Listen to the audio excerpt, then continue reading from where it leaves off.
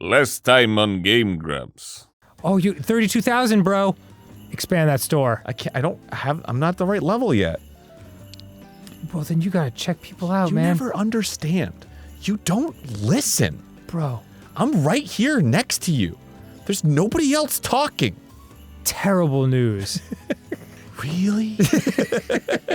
I wrap stuff, I deliver that stuff. Naughty or nice is the Jingle Grumps. All I want for Christmas is my 2 front teeth. Is that right? No. I already have them. Why would I ask for something I already have? That's why I was curious. Except I thought for- maybe you wanted like rabbit teeth or something, like to upgrade. Yeah. Well, I mean, we do that about cell phones. All I want for Christmas is a cell phone. Don't you have one? Yeah, but it's not. Yeah, but it's sometimes it's weird. Yeah, the camera's a little better. I think. That's what I heard. I cannot track it visually. Yeah. Anyway, welcome back. Hello, happy holidays. Yeah, happy holidays. I was gonna say happy Halloween. Happy Halloween. I mean, nice and early for next year. I guess. It's time to level up. No, I'm only level 39 still. Oh, dude, you gotta check people out. I gotta open the store. Freaking embarrassing. I feel like an idiot. I feel like a real idiot. It's okay. No, it's not okay. I guess this is the last. Punish me. This is the last episode of our holiday wallpaper. Dan, what did I say? Punish me. Aaron, you punish me all the time when you corner me and start talking about Pokemon. That's punishment. When's that? When do I do that? I never do that. That's not a thing I do. That's ridiculous. Oh, I got a single shelf like an idiot. It's perfect. No, it's not. Fits right in there. No, it looks like shit. Look at that. That's terrible. That looks great. No, no one's gonna notice. I need a double shelf. What, like the wallpaper's busy and people can see it? When have I ever cornered you and talked about Pokemon, except for that one time that I did that? Except for one time that I remember very clearly, vividly. Earlier today. No. When did I do that? What was I talking about? It was just a joke, Aaron. You were just making japes. I know, but then you're supposed to keep it going. Like, oh, you did it. Oh. Yeah.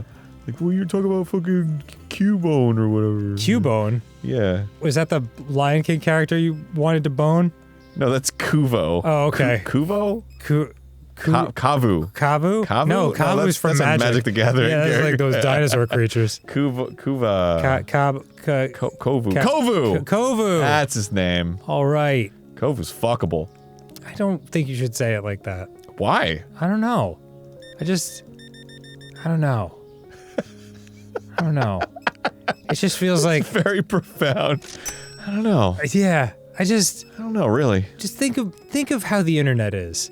And then think about what you're about to say. Yeah, they're gonna be like, yeah, Kovu's fuckable as shit.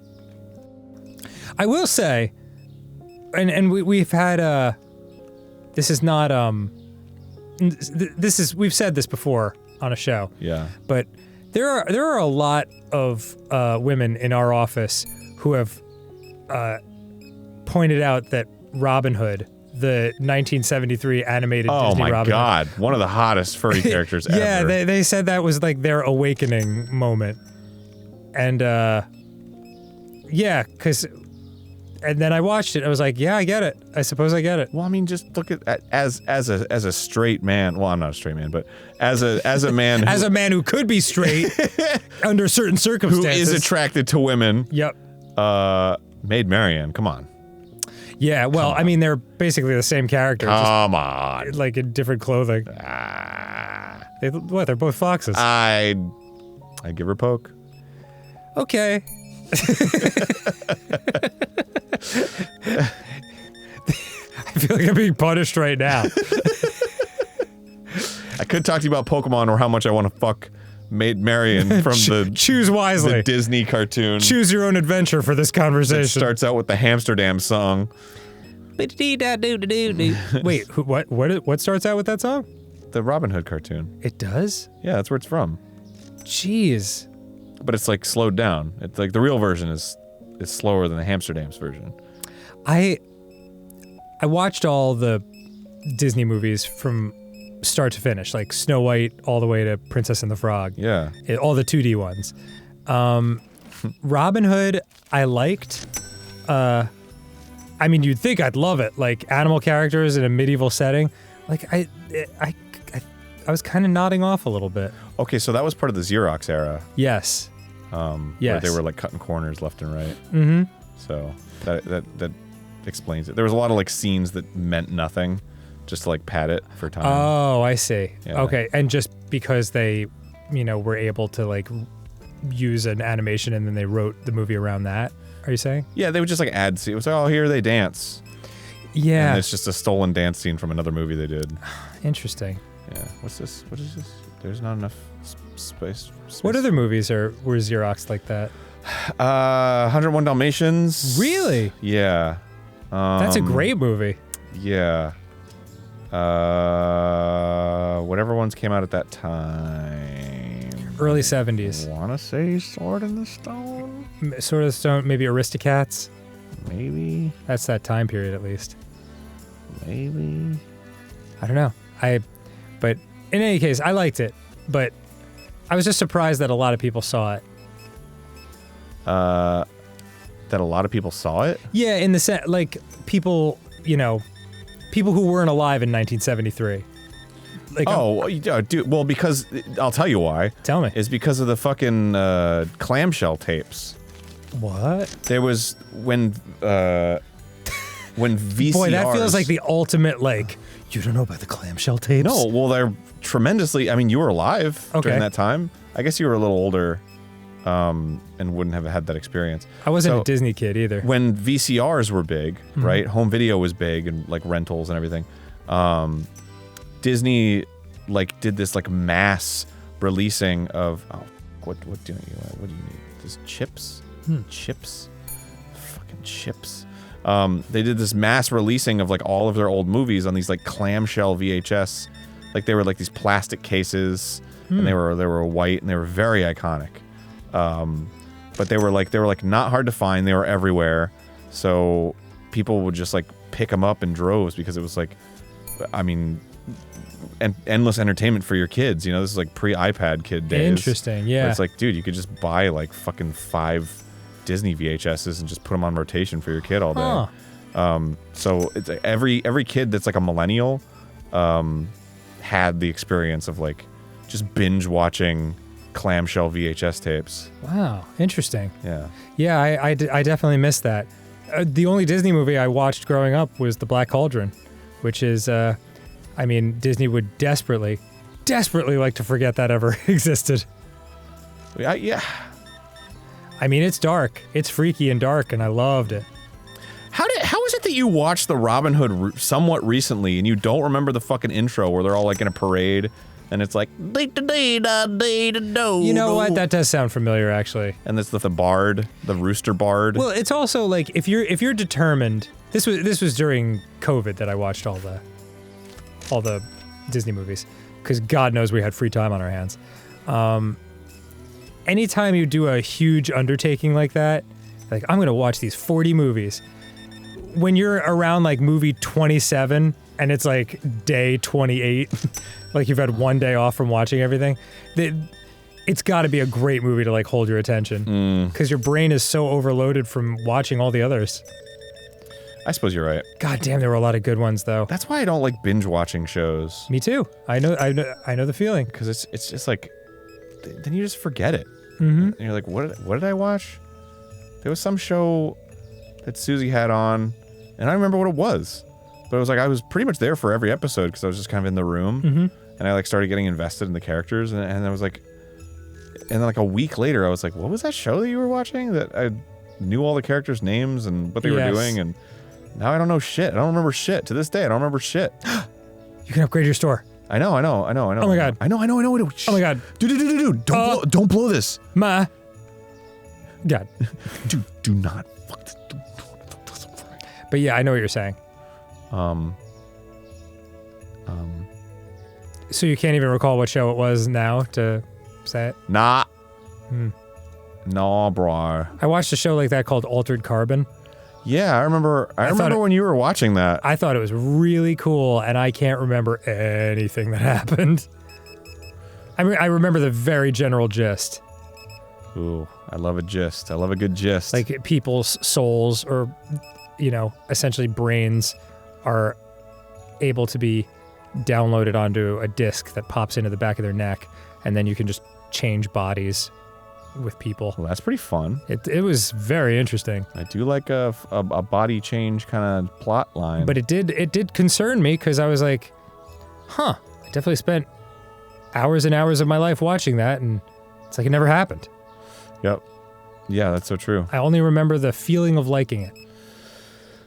And it's something that I've been afraid of for a long time. I might have talked about this on the show before. I've been talking about it a lot with people in my life.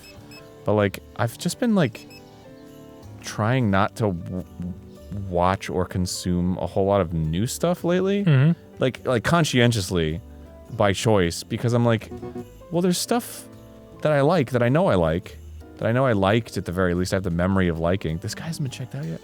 Fuck. Oh. And I, like, don't remember much about it. So I'm like, okay, well, I'll watch it again, because I know I liked it.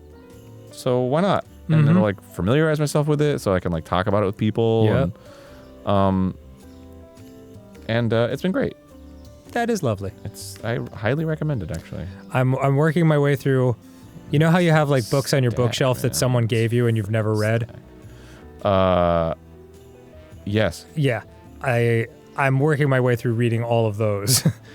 And as a result, it's very eye-opening. About how you don't remember anything? Well, no. I kind of moved on from that idea. I remember books a lot better. Oh, okay. Because, I don't know. You're there in your mind. I guess maybe. I don't know. Maybe you just spend more time, like, thinking about it. It's more active than passive. But I just read it was very cute. The Link to the Past. Oh, that's right. Yeah. You texted me about that. What's his name? What? The guy who did him, the art and the... Oh, Ishinomori. Ishinomori. Man, I've heard that name my whole life and didn't realize how much I liked his stuff. Ooh, look at that. It extends the wallpaper, too. I know. Damn, how nice. We'll have to remember to paint that when it goes back to normal. That's all you care about in this world. Paint. Why not me? What about fucka? Yeah, man, I loved it. Yeah, it always looked pretty cute. Yeah, it's very like I can see how much stuff is influenced by him. It's such a mix, like so much of it is goofy and cartoony and silly, and then all of a sudden he'll just bash you over the head out of nowhere with a masterpiece, beautiful, moving artwork. Well, that's very Tezuka. Okay. He was like he was one of Tezuka's assistants. Okay. So like that was like his hallmark, where he would like throw in all this really cartoony shit, and then suddenly it's just like, oh, but what is life though, and what is death? And you're like, oh my god. I don't know. I didn't expect to hear that after seeing the thing about like the Potato Man. Yeah, of course. Earlier, who Of made like course. the fart joke. Mm-hmm. But yeah, that was the trademark of those guys. Man, Yeah. I got to look into that more. So thank you to whichever fan sent that in several years ago. I took it home, and it's been on my bookshelf for years. And I've been kissing it, and I've been kissing it. Well, I mean, it was pretty nostalgic because it was a collection of all the little shorts that had been printed in Nintendo Power in 1992. So I definitely came across pieces of it as the years went on. Do you need something? This is oh my god, the racks are full in storage. guy. What is this? I can't even see. It's the raccoon something. It's like the jingle cereal, or was it this one? Are you gonna move now? Jingle nuts. Yeah, it is. There we go. Okay, so I can put this somewhere else. I don't need to organize the racks anymore because it's just like, who gives a shit? Wow. You know? I mean, I wish I could. Covitos. I wish I could do a side-by-side comparison of when you were like, man, I'm going to be the cool little corner store. We're going to charge reasonable prices that any family can afford. Did I say that? Oh, yeah. That was episode 1. We should jack up our prices. Nah, man. I like to be the cheap place on the block, you know? I want it to be affordable to the everyman. Take note, everyone, at the time that Aaron said that, because half an hour from now, and now you're like, fucking, they'll buy it. Put it out there. Well, that's because we made a mod to do that, so now I'm like, I can rest on my laurels. It's true. There's a lot of laurel resting happening. But the thing is, they throttle it with the level up system, so it's like I'm making all this money, but now I can't, like, I still have to do the work. You know what I mean? Disaster. It's not a disaster. Probably the worst thing that could have ever happened. It's real. It's realness. It's giving realness. That's good. Where the fuck are this rack for the chips? Where's the chips? I can't find anything. Who organized this place? I didn't you know what? Shut up. I'm doing what I can to survive out here. This is what I had to do every time I had to restock, man. Before I had this little scanner thing that I could just carry around in my pocket. That is a handy dandy notebook. Like, damn, it sucked, and now it's great, but this sucks. Where's the chips? Do you remember the meme?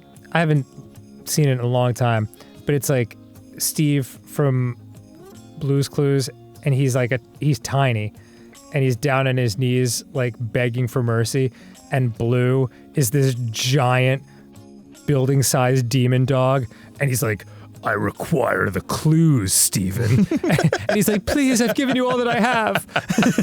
Steven! It's so funny. Please. That's great. Yeah, love that one. Big fan. Big fan. Bro, he's been doing the con circuit lately. Steve? Yeah. And his line is always like out the door. Well, he's a beloved figure. I love Steve. Dude, I never get when somebody's like, oh, dude, this guy from Battlestar Galactica's here or whatever. I'm like, I don't give a shit. Just leave him alone. But with Steve, I was like, oh, and I didn't wait in his line or anything, but I was like, I want to see Steve. Oh, dude. I walked over and I was like, oh, there he is. Wow, that's crazy. I was visiting family in Jersey over the summer, and I went to like this tiny little Comic-Con, Garden State Comic-Con, I think it's called. Loved it. It's wonderful. But two of the people I went to see there had to cancel at the last minute because they got sick, and they both died recently from the sicknesses that they had. What? I'm so sad about it. That's crazy. I know. One was Greg Hildebrandt, the unbelievably awesome artist who did the first Star Wars poster and just tons of sci-fi and fantasy art. And the other was Tony Todd, Candyman. Oh, yeah. Yeah, he was awesome too. I would have loved to have met him. So close. Wasn't he also... He was a voice in something. He did a ton of things. He was one of the bad guys from The Crow. Gosh. I'm blanking right now, but he did a ton of stuff for sure. He was in like some Star Trek stuff. Star Trek. Yeah, he was a Klingon, I think in Deep Space Nine. Awesome. Yeah. Love that dude. Oh, I wish I was a Klingon. I fucking love Star Trek. I mean, you kind of feel like one, bro. What do you mean? What does that mean? What does that mean? No, explain. It means like, I'm kind of like, I'm soaring. You can watch me soar and you're just trying to like cling on to my career. That was the joke that I was making, like a haha funny. And I can tell by this cold silence that it landed. I can tell you feel very inspired by my comedy and right now. the fact that I have to explain it, good sign. Yeah. Oh, good yeah. sign. You know a joke hit home. That's the fucking worst feeling when you tell a joke and there's silence and you have to be like, because holy shit. You get it right though. Yeah. Well, I can put up another sign. You know, because but on the plus side, I did get to meet a couple of folks who were there. Billy West, I met. He was awesome. Yeah. He just does all the voices. He does all of them. He's one of those guys. Yeah, he's a friggin' legend. One of those guys. I'm jealous of his career forever and ever. I mean, he's super cool. He was really chill. I just, it's like to be a voice on a show that just lasts for like years and years. It's like my fucking dream, man. Yeah. Like, it's like, oh yes, I get to a new season. Awesome. Like, what are the tales that I'll be telling now? That's what he said. I asked him what his favorite thing to work on was, and he said Futurama. And I said, oh yeah, did you like working on that show? He's like, I still do. We're doing another season. He's like, we all love it so much, we just won't let it die. Yeah. I thought that was really nice. It's absolutely. I am so jealous of that. I'm working on it, man. Mm-hmm. Sending out those auditions. I get roles because a lot of people know me now, just like either from here or from like Newgrounds days or whatever. Sure. Which I'm like, which is awesome, and I'm super grateful for. Yep. But I still do the audition circuit, and I still get like some roles from that. But it can be like really tough. Oh yeah. I don't have the anxiety just in general, but also because like I have a regular gig that I can live off of pretty. I don't need the voice acting. Right. You do it because you love it. Yeah, but I can imagine somebody who's a career voice actor and is just like stressing out over every audition. Dude, I remember like that reality sinking in. I think it was one of the people from Wet Hot American Summer, because when that movie came out, I was like, man, if I could be in something like that, then it's just like gravy for the rest of your life. You're just set, and it's awesome. And maybe from like a creative standpoint, you could feel that way. But I remember someone asking one of those people, like, how did you love being on the movie, or how do you feel now that it's over? And he was like, well, I love the movie, but now I'm unemployed again.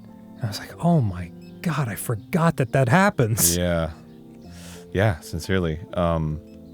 So I feel for that for sure. So I don't feel as much of that anxiety. I just want to say that, but it is very like, it's exhausting to like get a bunch of auditions and then like send like, like do work on the character and like figure it out and like do a bunch of takes and then be like, okay, I can probably change it here and do this, and your voice is all raw, and then you do that like for like 6 characters every day or whatever, and then you just get nothing back, and it's like, God, this is grueling. Yeah, it's tough.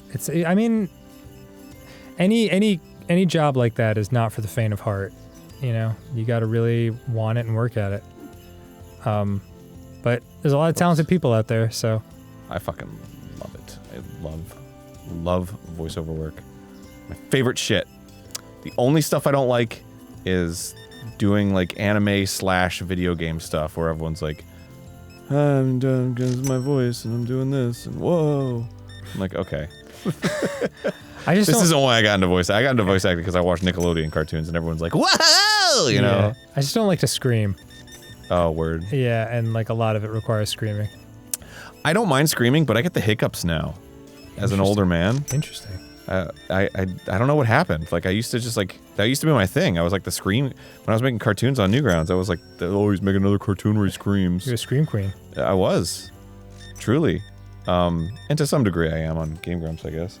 But sometimes I just like, I'm like, uh-oh. Looks like I'm not doing any more auditions for today. How bizarre. Yeah. Yeah, I don't know where that comes from. Well, actually, it's a spasm of the glottis. I know where hiccups come from, but I don't know like why it would be triggered by voice acting. Oh yeah, just from, I don't know, the spasming of the glottis. Aaron Hansen in The Spasming of the Glottis. This is my throat. You doing a 300 thing there? Yeah. Okay. Does it seem dark? Did you say? It seemed dark in there, right? Maybe it's the walls. Just because the walls are dark. Might want to check out a little. Make me feel a little dizzy. Desert Devil.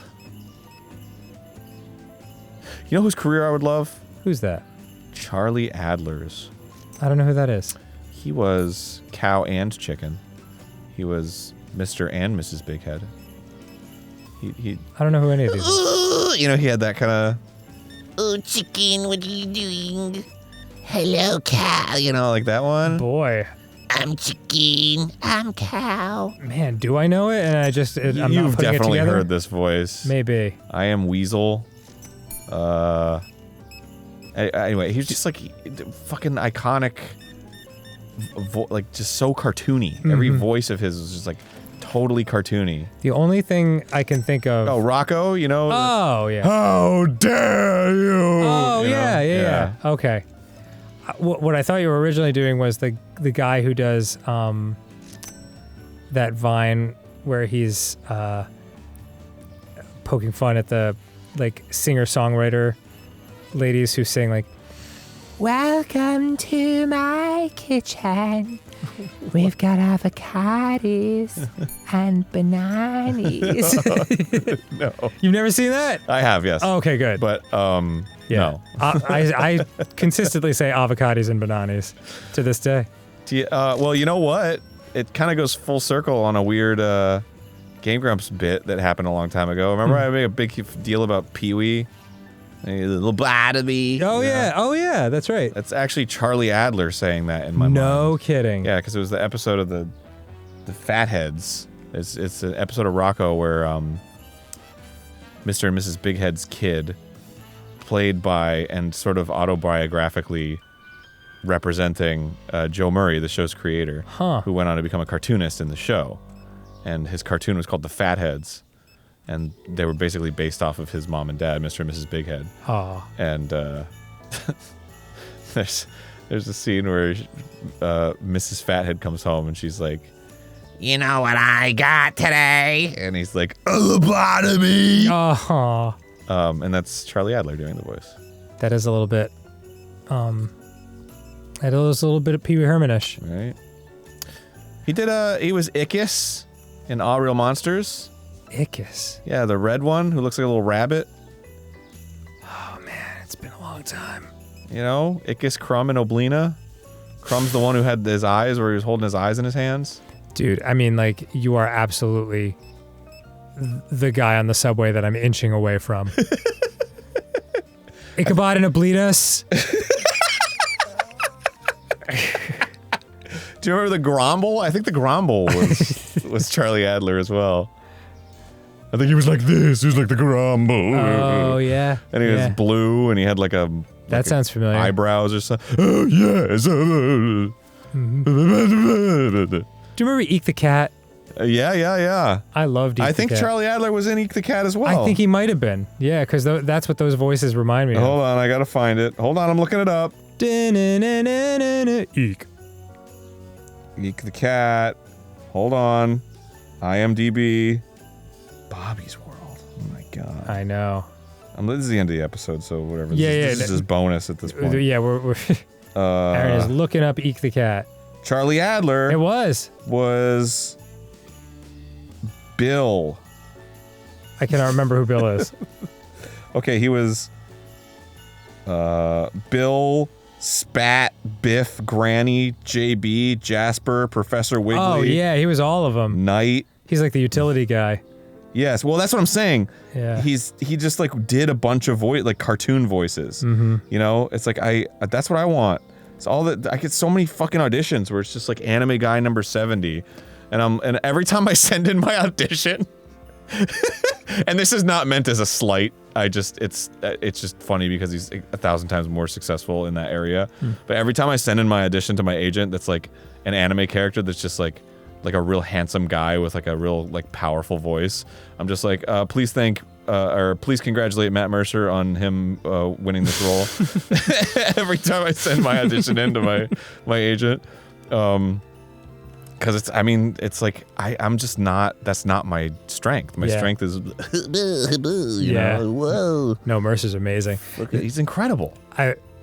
The thing with Eek that I always think of, and I cannot remember it clearly, so I might be way off on some of the details, but I just remember they go to a tropical island and they get attacked by like this tribe, like a cannibal tribe or something like that. And it's like the classic, like Ika's in a boiling pot of water and something, and they're trying to strike a deal with the tribal leader, and he's just this really like freaky looking dude whose eyes look in different directions, and they're like, so what do you think of our deal? And the only thing he says is, I like girls.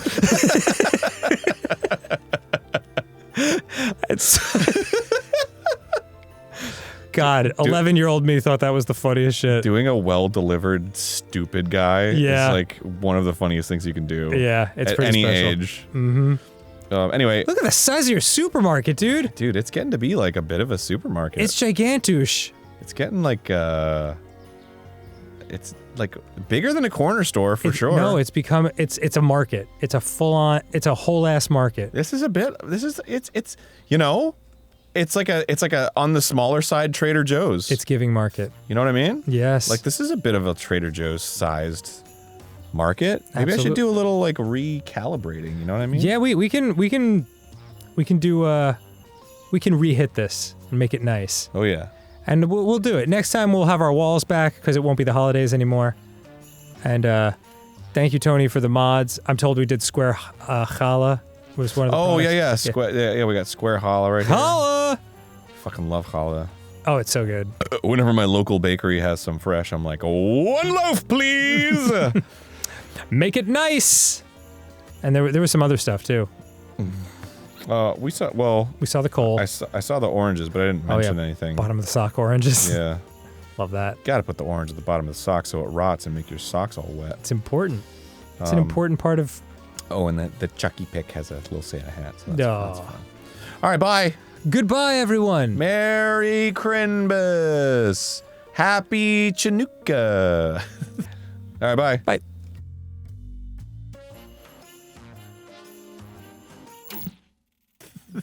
Well done, Aaron. Like that Smokey Robinson clip. Oh, there's Happy Chanukah, whatever that is. Must be something that you celebrate in your family. Oh, it's very sweet. That's, aw.